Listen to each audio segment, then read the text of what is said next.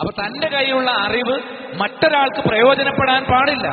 എന്റെ അറിവ് കൊണ്ടുള്ള നേട്ടങ്ങൾ എനിക്ക് മാത്രം കിട്ടണം എന്നൊരു ചിന്ത ഒരാളിൽ ഉണ്ടായാൽ അത് അയാൾ അസൂയക്കാരനൊക്കെ ഹാസിദാക്കി മാറ്റും. ഹാസിദിന്റെ അടുത്ത സ്റ്റെപ്പ് കാഫറാണ്. അവൻ കുഫറിന്റെ ആളായിട്ട് മാറുക എന്നുള്ളതാണ്. നന്നായി സൂക്ഷിക്കണം. ഹസനുൽ ബസ്രി അദ്ദേഹം പറഞ്ഞു, അൽ മുഅ്മിനു യഗ്ബിതു വൽ മുനാഫിഖു യഹ്സുദു.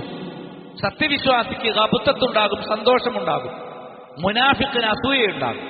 ഒരാൾക്ക് ജീവിതത്തിൽ ഒരു നേട്ടം കിട്ടിയാൽ, അയാളുടെ ഒരു കാര്യം നടന്നത്, കല്യാണം ശരിയായി, അല്ലെങ്കിൽ ബിസിനസ് ഒക്കെ പുരോഗമിച്ചു, അല്ലെങ്കിൽ അദ്ദേഹത്തിനൊരു ജോലി കിട്ടി, നേട്ടമുണ്ടായി, ജീവിതത്തിൽ കുഞ്ഞുണ്ടായി, അങ്ങനെ ഒരു സന്തോഷകരമായ ഒരു സാഹചര്യം സഹോദരൻ നടന്നാൽ മുനാഫിഖാണ് അത് അറിയുന്നതെങ്കിൽ അയാൾക്ക് അസൂയുണ്ടാവും. അവൻ അങ്ങനെ ഉണ്ടാകേണ്ടിണ്ടായിരുന്നില്ല, അല്ലെങ്കിൽ എന്തെങ്കിലും ഒരു പോരായ്മ അവന് വേണ്ടിയിരുന്നു, ഒരു സങ്കടം ഉണ്ടാകേണ്ടിയിരുന്നു.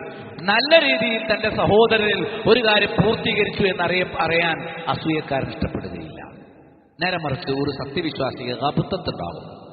അസൂയയുടെ നേരെ വ്യത്യസ്തമായൊരു സ്വഭാവമാണ്. ഗബ്തത്ത് എന്ന സന്തോഷം. മറ്റുള്ളവർക്ക് നേട്ടമുണ്ടാകുമ്പോൾ നമുക്ക് സന്തോഷം ഉണ്ടാകും. നമുക്ക് അസൂയയിൽ നിന്ന് നമ്മൾ രക്ഷപ്പെടുന്നതിലൊരു തെളിവെന്താണെന്നറിയാം.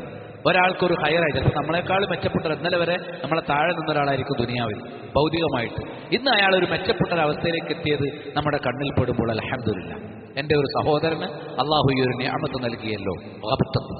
മറ്റൊരാൾക്ക് പിന്നെ ഗുണമുണ്ടായാൽ അതിൽ സന്തോഷിക്കുക എന്നുള്ളത് അസൂയയിൽ നിന്ന് രക്ഷപ്പെട്ടതിന്റെ ഒരു അടയാളമായി നമുക്ക് കാണാൻ പറ്റും. അപ്പൊ നമ്മൾ അസൂയയിൽ നിന്ന് രക്ഷപ്പെടാൻ ചെയ്യേണ്ടത് എന്താണ്? മറ്റുള്ളവരുടെ കാര്യത്തിൽ നമുക്ക് ആത്മാർത്ഥമായ സന്തോഷം വേണം. അസൂയ ഉണ്ട് എന്നുള്ള അടയാളം എന്താണ്? മറ്റുള്ളവർക്കൊരു ഹൈറുണ്ടായിട്ട് എനിക്ക് സന്തോഷിക്കാൻ കഴിയുന്നില്ല, എനിക്ക് സന്തോഷമില്ല. എന്റെ സഹോദരന്റെ ജീവിതത്തിൽ ഒരു നേട്ടമുണ്ടായപ്പോൾ എനിക്ക് സന്തോഷം വരുന്നില്ലെങ്കിൽ എന്റെ ഉള്ളിൽ അസൂയ ഉണ്ട് എന്നാണ് അതിൽ നിന്ന് നമ്മൾ മനസ്സിലാക്കേണ്ടത്. അസൂയക്കാരന്റെ ഒരു നോട്ടം പോലും